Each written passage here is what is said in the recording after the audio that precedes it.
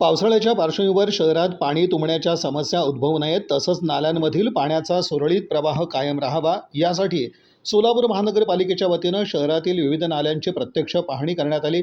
ही पाहणी महापौर विनायक कोंड्याल यांच्या नेतृत्वाखाली पार पडली।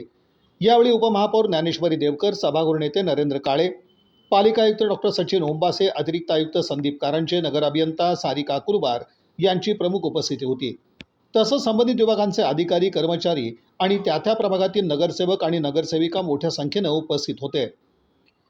दरम्यान पाहणी दौऱ्यात अक्कलकोट रोडवरील पंजवाणी मार्केट परिसरातील नाला, मुद्रा सनसिटी येथील नाला, घरकुल परिसरातील पोगोल नाला, कारंबा नाका, बाळे परिसर तसंच MIDC परिसरातील नाल्यांची प्रत्यक्ष पाहणी करण्यात आली।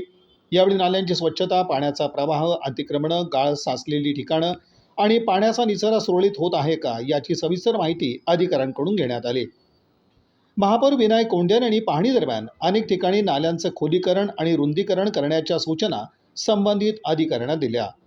तसंच नाल्यामध्ये मिश्रित होणारं सांडपाणी, दूषित पाणी अथवा अन्य पाण्याचे स्रोत याबाबत सखोल चौकशी करून आवश्यक ती कार्यवाही करण्याचे आदेशही त्यांनी दिले।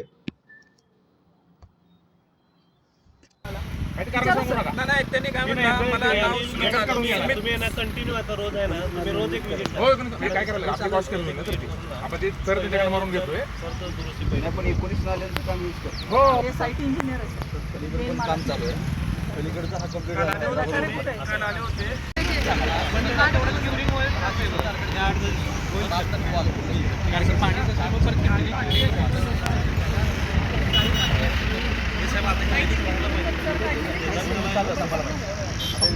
दोन-चार दिवसात जर संपला तर मग इकडे डायव्हर्ट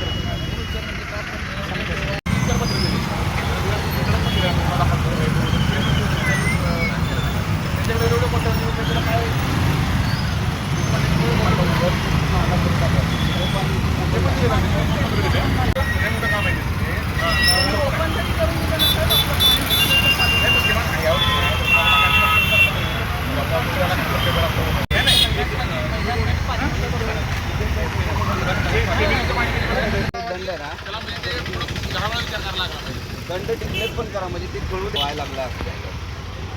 पोल्युशन कंट्रोल बोर्डला हे आहे कायदे सांगितल्यानुसार नाही आपल्याला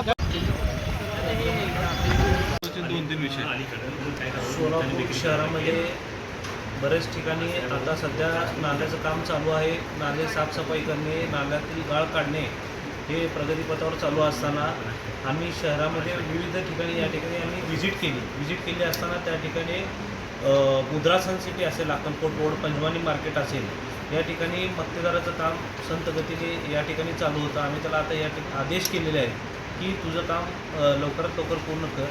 तर त्याचं बऱ्यापैकी काम या महिन्यामध्ये जी त्याची कामाची रेशो होतं की 7%, 8%, आता ते 15%पर्यंत आलेलं आहे। त्याला आम्ही अजून त्याचे माणसं वाढवून काम जलद गतीने कसं करता येईल हे आम्ही ठिकाणी आदेश दिलेला आहे। आणि त्रुटीमध्ये म्हटलं तर मुद्रा सनसिटीच्या बाजूला थोडंसं डाईंगचं पाणी आम्हाला तिथं आढळलं, तर ते त्वरित बंद व्हायला पाहिजे। आयुक्त साहेबांनी आम्ही या ठिकाणी आदेश दिले की संबंधित जे कोण डाईंगचं पाणी जर सोडत असतील नाल्यात ते त्वरित बंद व्हायला पाहिजे। संबंधित कोण आहे त्यांच्यावर कारवाई होणं गरजेचं आहे। आम्ही या ठिकाणी आदेश दिलेले आहेत की त्यांना नोटीस किंवा दंड काढून ते पाणी त्वरित बंद करावं।